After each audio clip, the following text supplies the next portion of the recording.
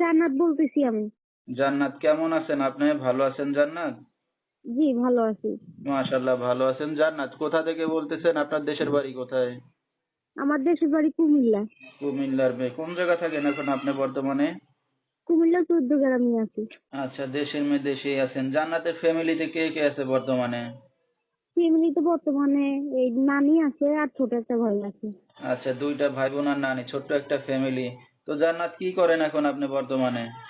এই বর্তমানে সিলেট মেশিনে কাজ করি। আচ্ছা, কাজ বাজ করতেছেন। জান্নাতের বিয়ে শাদী হয়েছে কিনা?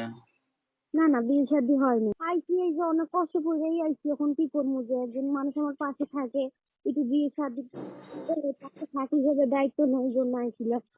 আচ্ছা, সবার মুখেই শুনি। তো দায়িত্ব নিয়ে কেউ চাইলে তাহলে কি করবেন তাকে? সে আমার দায়িত্ব নিবে, আমাকে বিয়ে শাদী করবে, ভবিষ্যতে সংসার করবে, এটাই চাই।